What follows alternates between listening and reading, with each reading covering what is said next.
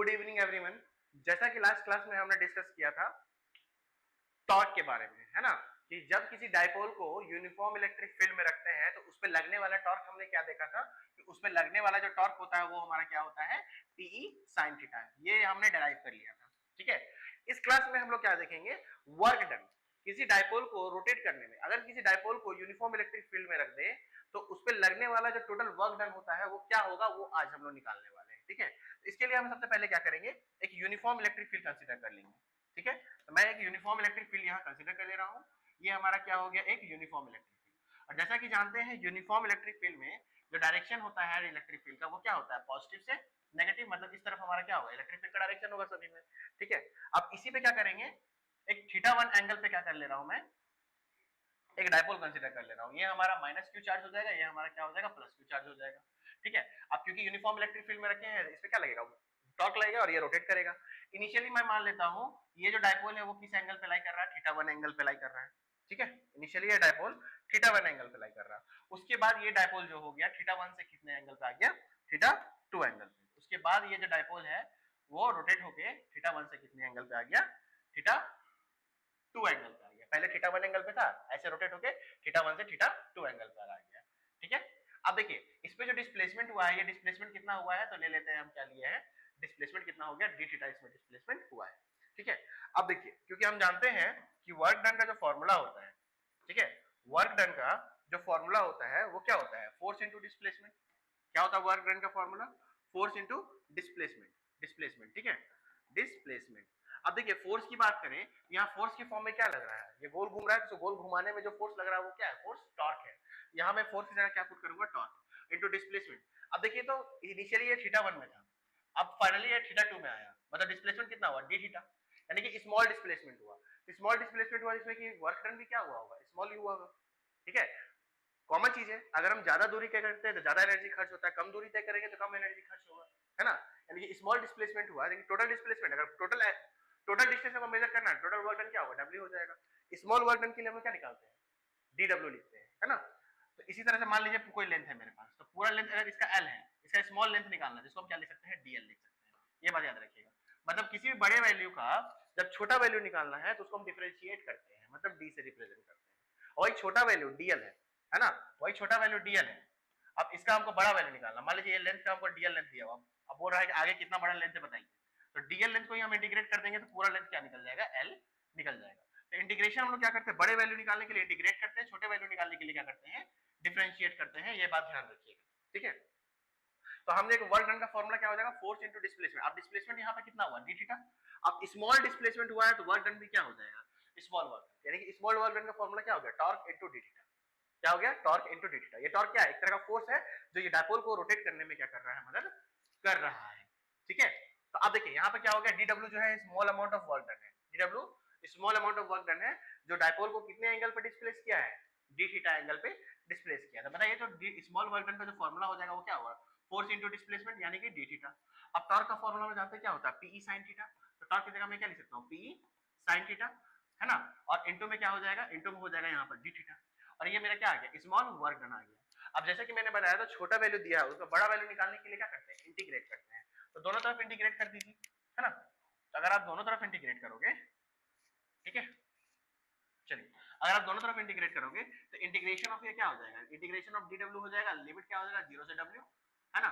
और integration of PE हमारा constant term है, इंटीग्रेशन ऑफ क्या हो जाएगा, थीटा वन से कितना रोटेट किया, थीटा टू एंगल पे, तो थीटा वन से क्या हो जाएगा, थीटा टू, और ये sine theta of D theta का क्या हो जाएगा, इंटीग्रेशन हो जाएगा। ठीक है, sine theta of D theta का। अब हम जानते हैं कि साइन थीटा का इंटीग्रेशन क्या होता है, साइन थीटा का इंटीग्रेशन होता है माइनस का कॉस थीटा। साइन थीटा का इंटीग्रेशन क्या होता है, माइनस का कॉस थीटा। अब देखिए डी डब्ल्यू का इंटीग्रेशन अगर हम करें तो डी डब्ल्यू का इंटीग्रेशन क्या होगा, टोटल वर्क डन डब्ल्यू हो जाएगा और लिमिट क्या हो जाएगा, जीरो से डब्ल्यू। ठीक है, अब पीई साइन थीटा की बात करें, पीई हमारा कांस्टेंट टर्म है। अब साइन थीटा का इंटीग्रेशन क्या हो जाएगा, साइन थीटा का इंटीग्रेशन होता है माइनस का कॉस थीटा, और इसका लिमिट क्या हो जाएगा, थीटा वन से थीटा टू। माइनस का टर्म को बाहर कीजिए, अपर लिमिट, एक बार डब्ल्यू जगह upper limit minus lower limit, limit को तो पुट करना आपको आता ही होगा, क्लास 11 में पढ़ा होगा आपने। तो एक बार ये डब्ल्यू जगह अपर लिमिट पुट करेंगे और एक बार डब्ल्यू जगह लोअर लिमिट पुट करेंगे। तो पुट कीजिए upper limit minus lower limit, है ना। एक बार अपर लिमिट, एक बार डब्ल्यू जगह ऊपर वाला, एक बार डब्ल्यू जगह लोअर वाला, नीचे वाला। ठीक है, अब ये माइनस को बाहर निकालिए, माइनस का पीई बाहर हो गया। अब देखिए इसका भी पुट करेंगे तो cos एक बार थीटा 2 और माइनस लोअर लिमिट में क्या होगा थीटा 1, ये हो जाएगा cos थीटा 2 माइनस का क्या हो जाएगा cos थीटा 1, ये हमारा आ जाएगा। अब देखिए w माइनस 0 तो हमारा टोटल वर्क डन w ही होगा, है ना, टोटल वर्क डन क्या आ जाएगा w। अब देखिए माइनस का पीई cos थीटा 1 और cos थीटा 2 की बात करें तो अब देखिए माइनस का पीई तो एज इट इज रहेगा, है ना। अब देखिए cos थीटा 1 और cos थीटा 2, अब देखिए माइनस अगर मैं यहां से हटा दूं, है ना, अगर यहां से मैं ये माइनस हटा दूं तो माइनस हटा, अगर यहां से ये माइनस कैंसिल कर दूं, ये माइनस हटा दूं तो इसको मैं रेसिप्रोकल कर सकता हूं, पलट सकता हूं, सॉरी रेसिप्रोकल बोल रहा हूं, पलट सकता हूं, पलट दूंगा तो क्या हो जाएगा cos थीटा 1 माइनस का क्या हो जाएगा cos थीटा 2 हो जाएगा। तो ये हमारे पास आ जाएगा वर्क डन जो डायपोल को रोटेट करने में लगता है, और इसी वर्क डन को हम लोग पोटेंशियल एनर्जी भी बोलते हैं जिसको यू से रिप्रेजेंट करते हैं, ये बात ध्यान रखिएगा। इसी वर्क डन को हम लोग पोटेंशियल एनर्जी भी बोलते हैं जिसको यू से डिनोट करते हैं। कॉमन चीज है, मेरे पास जितना एनर्जी होगा, मेरे पास जितना एनर्जी होगा उतना ही हम अमाउंट ऑफ वर्क डन कर पाएंगे, ठीक है, ये बहुत बेसिक सी चीजें हैं, ठीक है। तो वर्क डन का जो फॉर्मूला आ जाएगा डायपोल को रोटेट करने में जो वर्क डन होता है वो P cos theta 1 minus cos theta 2, ये हमारा फॉर्मूला आ जाएगा। अब इसके आगे हम चले स्पेशल केसेस के बारे में, है ना। तो देखिए कुछ स्पेशल केसेस यहाँ देख लेते हैं। केस फर्स्ट, अगर मैं थीटा 1 को, है ना, थीटा 1 को अगर मैं क्या मान लूं, थीटा 1 को अगर 0 डिग्री मान लो और थीटा 2 को क्या मान लो 90। अब देखिए cos 0 की वैल्यू की बात करें तो cos 0 का वैल्यू कितना होता है 1 होता है ना, और cos 90 का वैल्यू कितना होता है 0 होता है, ये बात याद रखिएगा, है ना। तो अगर थीटा 1 को मैं 90 मान लूं और थीटा 2 को मैं क्या मान ले रहा हूं थीटा मान ले रहा हूं, क्या मान ले रहा हूं थीटा, ये ध्यान रखिएगा, थीटा 1 को क्या माना मैंने 90 और थीटा 2 को क्या माना थीटा, ठीक है। तो आप देखिए थीटा 2 को अगर मैं थीटा लूंगा तो थीटा 2 को थीटा लेने पे देखिए तो मेरा जो वैल्यू आएगा वर्क डन का वो क्या आ जाएगा, देखिए तो, यानी कि थीटा 1 90 और थीटा 2 थीटा, मतलब इनिशियली ये जो डायपोल था वो 90 डिग्री पे था, अब किसी एंगल थीटा पे आ गया, ठीक है। तो cos थीटा 1, तो देखिए तो वर्क डन का जो फार्मूला आएगा PE, अब देखिए cos थीटा 1 मतलब cos कितना आ जाएगा 90 और माइनस का क्या हो जाएगा cos थीटा। अब cos 90 का वैल्यू कितना होता है बताइए, cos 90 का वैल्यू होता है 0, कितना होता है 0।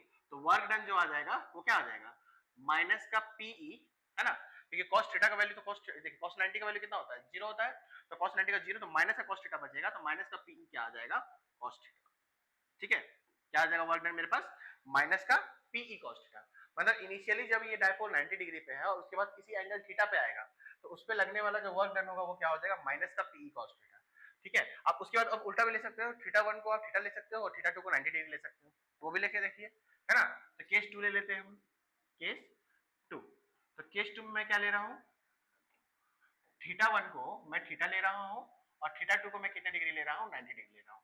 तो वर्क डन का जो फॉर्मूला होता है वो हम लोग जानते हैं क्या होता है PE cos theta 1 minus cos theta 2, यही होता है हमारा फॉर्मूला। तो वर्क डन का फॉर्मूला यूज करें तो PE तो एज इट इज रहेगा cos थीटा 1 की जगह थीटा 1 कितना है थीटा है और माइनस cos थीटा 2 की जगह क्या होगा cos 90। अब cos 90 का 0 हो जाएगा ये टर्म, तो क्या बचेगा हमारा वर्क डन जो फॉर्मूला आएगा वो क्या आएगा PE cos थीटा आ जाएगा हमारा फॉर्मूला, ठीक है। क्या आ जाएगा फॉर्मूला हमारा PE cos थीटा। तो ये स्पेशल केसेस याद रखिएगा, इनिशियली मतलब कि ये किसी थीटा एंगल पे था, इनिशियली क्या था ये किसी थीटा एंगल पे था, उसके बाद में ये फाइनली किस में आया थीटा 90 डिग्री में। मतलब इसका फिगर आप कैसे बनेगा, इनिशियली ये मान लीजिए ये हमारा यूनिफॉर्म इलेक्ट्रिक फील्ड है, इनिशियली ये डायपोल जो है माइनस क्यू और प्लस क्यू किसी थीटा एंगल पे लाई कर रहा था, बाद में ये फाइनली कहां आ गया 90 डिग्री, यानी माइनस क्यू और प्लस क्यू यहाँ आ गया, इस तरह का फिगर बनेगा। इनिशियली किसी थीटा एंगल पे लाई कर रहा था, अब ये 90 डिग्री पे आ गया। तो इस कंडीशन में क्या होगा जो वर्क डन का फॉर्मूला आएगा वो क्या आएगा PE cos थीटा, और PE के बारे में मैंने आपको बता दिया है। अब देखिए मैंने आपको ये भी बता रखा है कि ये cos थीटा क्या होता है, मैंने बोला था आपको इस क्रॉस प्रोडक्ट में sin थीटा लगता है, डॉट प्रोडक्ट में क्या लगता है cos थीटा। आप इसको इस तरह से भी लिख सकते हो P vector P dot vector E, इस तरह से भी लिख सकते हो वर्क डन को, और यहाँ पर आप लिखना चाहो तो माइनस का vector P dot vector E, ये इस तरह से आप लिख सकते हो यहाँ पर, ठीक है। ये काफी इंपॉर्टेंट टॉपिक है work done on rotating dipole. इस तरह से आपका इलेक्ट्रिक फील्ड का यूनिट 2 अब खत्म होता है। नेक्स्ट वीडियो में मैं इलेक्ट्रिक फ्लक्स, गॉस लॉ और उसके एप्लीकेशंस के बारे में करके ये चैप्टर्स पूरा कंप्लीट कर दूंगा, ठीक है। तो आज के लिए यहीं रखते हैं, ठीक है, और नेक्स्ट क्लास में हम लोग मिलते हैं।